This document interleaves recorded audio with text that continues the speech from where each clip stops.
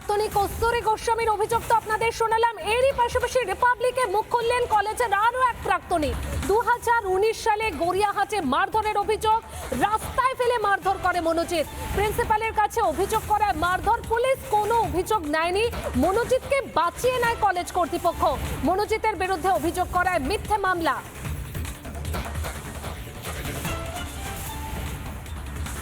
আরেক প্রাক্তনী ঠিক কি অভিযোগ করেছেন শোনাবো আপনাদের।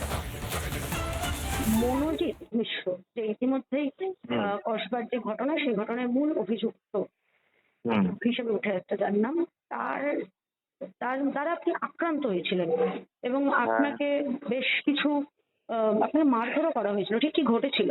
2019 সালের ঘটনা। আমাদের একটি বন্ধুর জন্মদিন পালন করার জন্য আমরা গড়িয়াহাট ক্রসিং ওখানের একটা জায়গায় রেস্টুরেন্টে আমরা খেতে যাই। সেখানে হঠাৎ করেই মনোজিৎ মিশ্র এবং তার বহিরাগত কিছু বন্ধু বান্ধবদের নিয়ে এসে রাস্তার মধ্যে আমাদের সাথে কিছু মেয়ে বান্ধবীও ছিল, তাদেরকেও প্রচন্ড রকম ভাবে মারধর করে, আমাকেও মারধর করে।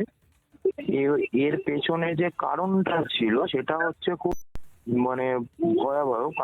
কারণটা হচ্ছে আমরা তখন কলেজের স্টুডেন্ট। মনোজিৎ মিশ্র তার আগেই কলেজের ভেতরে অনেক নোংরামি করে ফেলে এবং আমরা কলেজের রানিং স্টুডেন্ট থাকাকালীন আমরা প্রিন্সিপাল ম্যাডামের কাছে গিয়ে তখন আমরা জানাই। তখন এই ঘটনাটা আমরা জানাই বলে সেই আক্রোশে গিয়ে রাস্তায় বহিরাগত ছেলেপুলে, যাদেরকে আমরা চিনিও না, কালীঘাটের কিছু ছেলেপুলেকে নিয়ে এসে আমাদেরকে ওখানে প্রচন্ড রকম মারধর করে এবং জিনিসটা এখানেই থেমে থাকে না। ওই মারধর খাওয়ার পর আমি নিজে ব্যক্তিগতভাবে সেই সময় দাঁড়িয়ে কালীঘাট থেকে টালিগঞ্জ থানায় যাই এবং মেডিকেল করে টালিগঞ্জ থানায় যাই। পুলিশই আমাদের মেডিকেল করতে অব্দি নিয়েও গেছিলেন।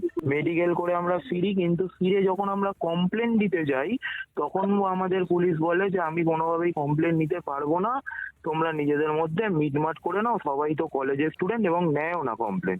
আমি এবং আমার আরেকজন সহপাঠীর নামে মিথ্যে মামলা দেয়, যে মামলা আজও ওই মামলা পেন্ডিং আলিপুর কোর্টে। এই মহিলা নির্যাতন বহু দিন ধরে এভাবে চলছে এবং এটা এর পরবর্তীকালে যখন দিন গেছে এই মনোজিতের মতো ব্যক্তিত্ব এসে তারা সেটাকে তাণ্ডব লীলা দেখিয়েছে। নানা ধরনের কন্টেন্ট দেখার জন্য লাইক করুন, শেয়ার করুন আমাদের ফেসবুক পেজ, সাবস্ক্রাইব করুন আমাদের ইউটিউব চ্যানেল। পাশাপাশি অন্যান্য ব্রেকিং নিউজের জন্য অবশ্যই চোখ রাখুন রিপাবলিক বাংলায়।